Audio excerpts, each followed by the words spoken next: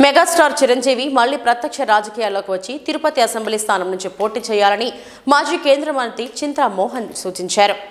Tirupati press క్లబ్లో ఏర్పాటు చేసిన విలేకరుల సమావేశంలో మాజీ కేంద్ర మంత్రి చింతా మోహన్ మాట్లాడుతూ ప్రస్తుత పరిస్థితుల్లో కాపులు ముఖ్యమంత్రి అయ్యే అవకాశాలు అధికంగా ఉందన్నారు. అందుకు అనుగుణంగా కాంగ్రెస్ పార్టీ కాపులకు ముఖ్యమంత్రి స్థానాన్ని కేటాయిస్తుందని పేర్కొన్నారు. ఆ ముఖ్యమంత్రి అభ్యర్థి చిరంజీవి అయితే ఇంకా బాగుంటుందని ఆయన ప్రత్యక్ష రాజకీయాల్లోకి వచ్చి తిరుపతి అసెంబ్లీ స్థానం నుంచి పోటీ చేయాలని ఆకాంక్షించారు. తాను త్వరలో చిరంజీవిని కలిసి ఈ ప్రతిపాదన వివరిస్తామని చెప్పారు.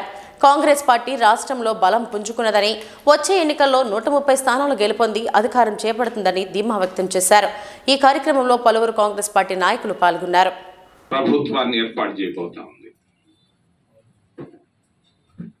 175 సీట్లకు గాను దాదాపు 130 సీట్లు రావడం ఖాయం కాంగ్రెస్ పార్టీకి. 25 లోక్సభ స్థానాల్లో దాదాపు 20 సీట్లు రావడం ఖాయం. కారణం ఏంటి? ప్రజల్లో సడన్ గా మార్పు కనిపిస్తా ఉంది. సడన్ గా, ఈ మధ్యలో లేదు, సడన్ గా కనిపిస్తా ఉంది. కళ్ళల్లో నీళ్లు వస్తున్నాయి మాట్లాడేటప్పుడు వాళ్ళు. నేను అడిగాను దాదాపుగా చాలా దగ్గరలో, ఇది ఒక్క తిరుపతి కాదు, ఇచ్చాపురం నుంచి చిత్తూరు వరకు చాలా దగ్గరలో అడిగాను, ఏమి ఇంత మార్పు వచ్చింది అని అంటే వాళ్ళు స్పష్టంగా చెప్పుకొచ్చారు, మాకు కాంగ్రెస్ ప్రభుత్వం కావాలి అని. నేను అడిగాను వాళ్ళని, ఏమి ఈ ప్రభుత్వం ఏమి అని అంటే, మేము ఆశించింది దొరకలేదు, మేము అభివృద్ధి కాలేదు, మేము కోరుకున్నది ఇళ్ళు, మేము కోరుకున్నది మా బిడ్డలకు ఉద్యోగాలు, మేము కోరుకున్నది మరి తహసీల్దార్ ఆఫీసు, పోలీస్ స్టేషన్ పోతే ఆదరణ, ఇది కోల్పోయాము గత 10 సంవత్సరాలుగా అని వాళ్ళు చాలా స్పష్టంగా చెప్పారు. నేను నిన్న మొన్నటి దాకా అనుకున్నాను ఈ పోటీ మరి ప్రాంతీయ పార్టీల మధ్య ఉందేమోనది. ప్రాంతీయ పార్టీల మధ్య లేదు, చాలా భిన్నంగా ఉంది. ఈరోజు ఆంధ్రప్రదేశ్ రాష్ట్రం ఖచ్చితంగా 130 స్థానాలకు తక్కువ లేకుండా ఆంధ్రప్రదేశ్ రాష్ట్రంలో కాంగ్రెస్ పార్టీ ప్రభుత్వాన్ని ఏర్పాటు చేయడం ఖాయం ఖాయం ఖాయం. మరి 1978 పరిస్థితులు ఈ రోజు ఆంధ్రప్రదేశ్ రాష్ట్రంలో కనిపిస్తా ఉన్నాయి. ఆ రోజు పరిస్థితులు, ఈ రోజు పరిస్థితులు రెండు నేను చూశాను. 78లో చంద్రబాబు చంద్రగిరి నుంచి పోటీ చేసిన రోజు ఈ రోజు కనిపిస్తా ఉంది. నేను చాలా సార్లు చెప్పడం జరిగింది. 1994లో అసెంబ్లీ ఎన్నికలు జరిగే ముందు పివి నరసింహారావు గారు నన్ను అడిగారు, ఎన్ని సీట్లు వస్తాయి 294 కంటే? నేను చెప్పాను 23 వస్తాయని చెప్పాను. 26 వచ్చాయి. 1996లో నన్ను అడిగాడు, నాకు టికెట్ ఇవ్వకుండా పిలిచి, రోసయ్య ద్వారా పిలిచి ప్రధానమంత్రి గారు పద్మావతి గెస్ట్ హౌస్ లో నన్ను అడిగారు, ఎన్ని వస్తాయి సాధారణ ఎన్నికల్లో అనంటే నేను చెప్పాను ఆయనకి 130 సీట్లు వస్తాయని. 130 సీట్లు కాదు, 132 వచ్చాయి 1996లో కాంగ్రెస్ పార్టీకి.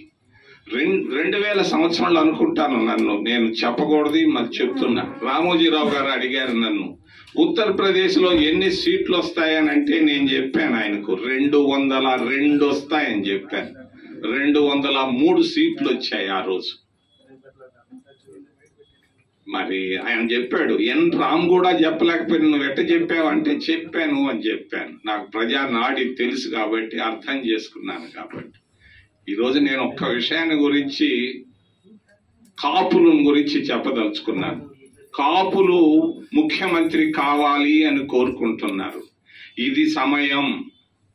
కాపు ముఖ్యమంత్రి కావాలంటే ఇది చాలా చాలా చాలా పవిత్రమైనటువంటి సమయం. దీన్ని వేస్ట్ చేయకూడదని తెలియజేస్తూ, చిరంజీవి గారిని నేను తిరుపతి అసెంబ్లీ స్థానాల నుంచి పోటీ చేయమని నేను ఆయన్ని అడుగుతున్నాను మీ ద్వారా.